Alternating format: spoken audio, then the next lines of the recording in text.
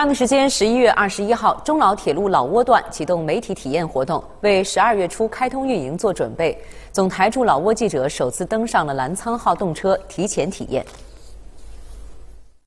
中老铁路也称中老昆万铁路，连接中国云南昆明与老挝万象，全长1022公里，设计时速160至200公里，全线历时11年半建设。其中，中国昆明至玉溪段已经开通运营。玉溪至莫憨段正在试运行。此次记者体验的老挝莫丁至万象段全长422.4公里，完全按照中国铁路标准设计建设，并与中国铁路网直接连通。目前，中老铁路工程建设全部完成，客运服务信息系统工程也调试完毕。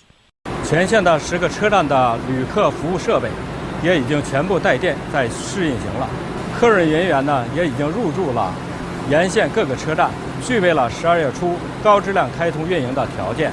为严格落实疫情防控措施，此次媒体体验采访历时3天。正式开通运营后，从万象到莫丁坐动车只需要3个小时左右。